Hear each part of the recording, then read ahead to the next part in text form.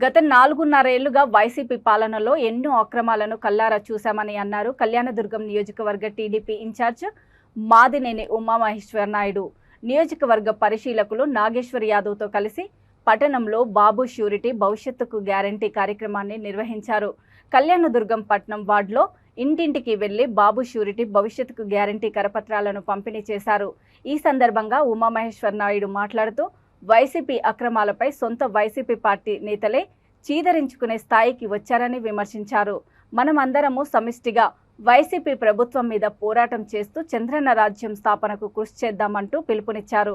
ఈ కార్యక్రమంలో క్లస్టర్ ఇన్ఛార్జీలు, మాజీ ప్రజాప్రతినిధులు, ముఖ్య నాయకులు, కార్యకర్తలు పాల్గొన్నారు.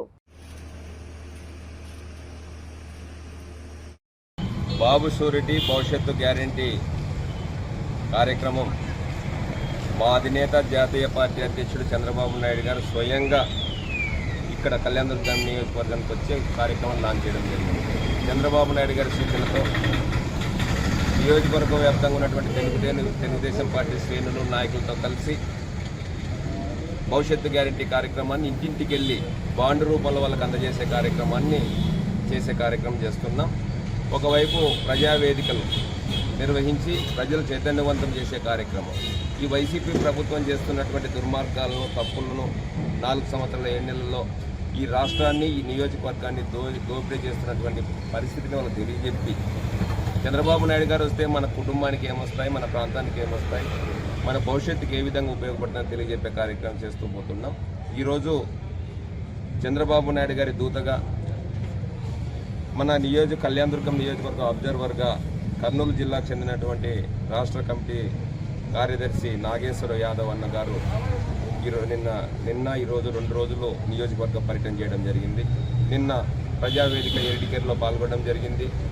ఈరోజు 7వ వార్డు, 22వ వార్డు, 13వ వార్డులో విస్తృతంగా పర్యటించి అక్కడ ఇంటింటికి వెళ్ళి చంద్రబాబు నాయుడు గారి సంతకంతో కూడినటువంటి బాండును మీ ఇంటికి రేపు ప్రభుత్వం వచ్చిన తర్వాత ఏమి రాబోతుంది అనేది ఇచ్చి వాళ్ళ అభిప్రాయాలు తీసుకుంటే ఎప్పుడెప్పుడు ఎలక్షన్స్ వస్తాయా, ఎప్పుడెప్పుడు చంద్రబాబు నాయుడు గారిని ముఖ్యమంత్రిని చేసుకుందామా అనే ఆలోచనతో వాళ్ళు ఉన్నటువంటి తీరు చూస్తే ఎలక్షన్స్ ఎప్పుడొచ్చినా ఈ నియోజకవర్గంలో పెద్ద మెజార్టీతో తెలుగుదేశం పార్టీ గెలవబోతుందని స్పష్టంగా అర్థమవుతుంది. ఇంకొందరు చంద్రబాబు నాయుడు గారు పోయిన తర్వాత మాకు పెన్షన్ పీకేశారు, బియ్యం కార్డు పీకేశారు, మాకు ఇంట్లోకి బిల్లులు చేయట్లేదు, ఏం చేయాలని చెప్పి ఏడుస్తున్నారు. కొంతమంది మా కుటుంబాలను పెద్ద కొడుకుగా చూసుకున్నటువంటి చంద్రబాబు నాయుడు గారు మాకున్నప్పుడు చంద్రన్న బీమా ఇచ్చాడు, మా కుటుంబం బాగుపడింది. ఈరోజు చంద్రన్న బీమా లేదు, సంక్రాంతి కానుకలు లేవు, చాలా ఇబ్బందులు పడుతున్నారు. ఇటువంటి దుర్మార్గమైన ప్రభుత్వం వచ్చింది, ఆయన మళ్ళీ జైలు పోనీకోకుండా ఎట్లనే కానీ కాపాడండి అని చెప్పి ఏడుస్తున్నారు వాటిలోకి వెళ్ళినప్పుడు మహిళలంతా. అంటే ఒక్కసారి ఆలోచన చేయండి.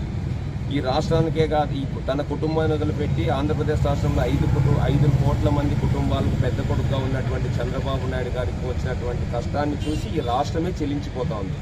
దాంట్లో కళ్యాణదుర్గం నియోజకవర్గంలో ఇంకొక 2 అడుగులు ముందుకేసి చంద్రబాబు నాయుడు గారు మరి అధికారంలోకి రావాలని కోరుకుంటున్నారు.